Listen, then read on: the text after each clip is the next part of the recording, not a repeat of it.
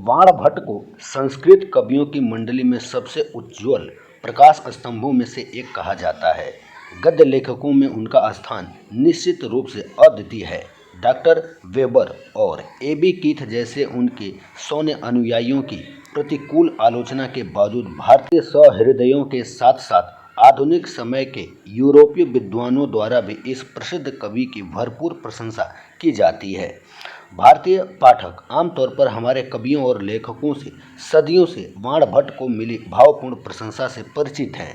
प्राचीन संस्कृत साहित्य, जो काव्य रचना की लगभग सभी शाखाओं में समृद्ध है, उसमें सफल गद्य लेखन के बहुत कम उदाहरण मिलते हैं। आज हम बाणभट्ट द्वारा रचित कादम्बरी की कथा को संक्षेप में जानेंगे, जिससे संबंधित संस्कृत विषय में काफ़ी प्रश्न पूछे जाते हैं, इसलिए यह वीडियो ध्यान से देखना। संस्कृत के कादम्बरी की कथा से संबंधित सभी प्रश्नों के उत्तर आपको अवश्य मिल जाएंगे। कादम्बरी की संक्षिप्त कथा कुछ इस प्रकार है कि विदिशा नगरी के राजा थे शूद्रक, जो अत्यंत प्रतापी और कलाविद थे। एक दिन प्रातः वे अपनी राज्यसभा में बैठे थे, तभी प्रतिहारी ने आदेश प्राप्त कर एक चांडाल कन्या को सभा में प्रवेश कराया। चांडाल कन्या के हाथ में सोने का पिंजरा था, जिसमें वैशंपायन नाम का सूक था।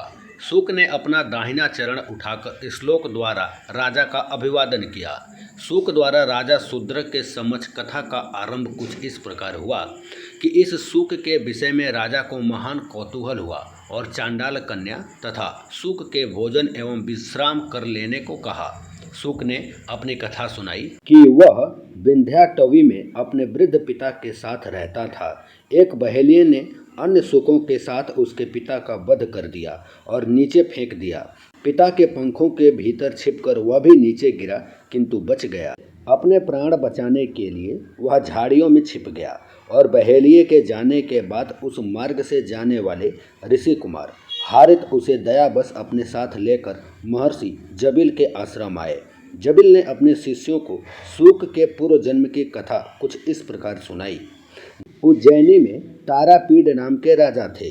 उनके महारानी का नाम विलासवती था। राजा के महामंत्री का नाम सूकनास और महामंत्री की पत्नी का नाम मनोरमा था।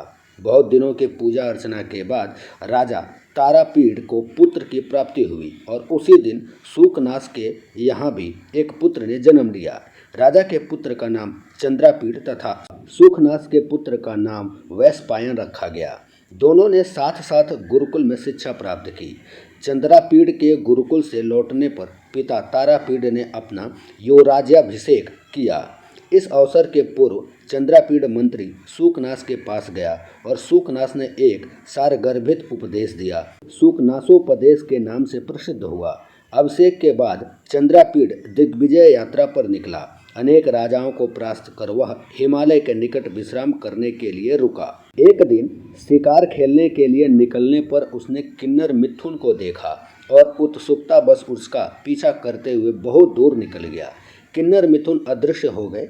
तब जल की खोज में वह अच्छोद सरोवर के पास पहुंचा। वहां जल पीकर अपने अश्व को बांधकर विश्राम करने लगा। तभी उसे वीणा की ध्वनि सुनाई पड़ी, जिसकी खोज करते हुए उसने सरोवर के तट पर स्थित शिव के मंदिर में वीणा बजाकर स्तुति करती हुई एक युवती को देखा। उसे देखकर वह चकित हुआ। युवती उसे अपने आश्रम में ले गई और उसने फल आदि से चंद्रापीड का सत्कार किया। चंद्रापीड के आदरपूर्वक प्रश्न करने पर उस युवती ने, जिसका नाम महाश्वेता था, अपनी कथा कुछ इस प्रकार सुनाई।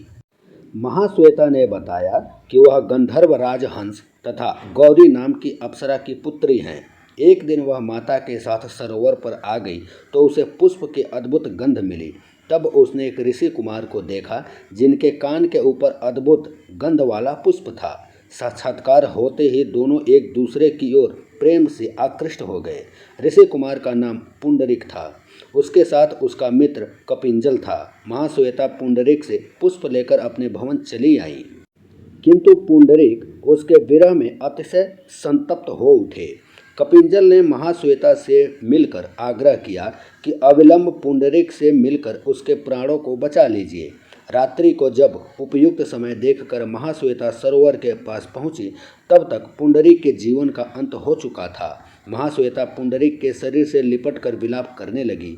उसी समय चंद्रमंडल से एक दिव्य पुरुष निकला और पुंडरीक के शव को लेकर आकाश में चला गया।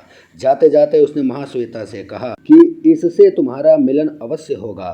तब से महाश्वेता अपने प्रियतम से मिलने की आशा में भगवान शिव की आराधना में लगी हुई है।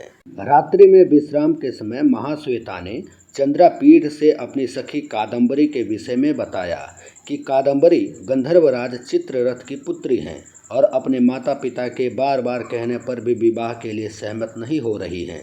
दूसरे दिन महाश्वेता चंद्रपीठ के साथ लेकर कादम्बरी से मिलने गई। वहाँ चंद्रपीठ और कादम्बरी से बातें हुई और वे परस्पर प्रगाढ़ प्रेम बंधन में बंध गए। कादम्बरी से मिलकर वापस महाश्वेता की कुटी में आने पर चंद्रपीठ को अपनी सेना मिली और पिता का पत्र मिला जिसमें उसे तत्काल राजधानी बुलाया गया। चंद्रापीठ ने अपनी पान वाली पत्रलेखा को कादम्बरी के पास भेजा और स्वयं राजधानी की ओर चला गया। कुछ दिन बाद पत्रलेखा जब लौटकर राजधानी पहुंची तो उसने चंद्रापीठ से कादम्बरी की विरह दशा का वर्णन किया। चंद्रापीठ को उसी समय यह सूचना मिली कि उसका मित्र वैशंपायन, जो महामंत्री शूकनाश का पुत्र था, अछोद सरोवर में स्नान करने के बाद वहां से लौटना नहीं चाहता। वह वहीं पागल की तरह कुछ ढूंढ रहा है। चंद्रापीठ उसे वापस ले आने के लिए चल पड़ा। जब वह महाश्वेता की कुटी में पहुंचा तो उसे रोते हुए पाया।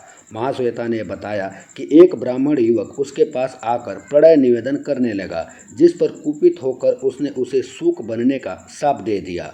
वह सूक बन गया। तब उसे पता चला कि वह चंद्रपीठ का मित्र वैशंपायन था।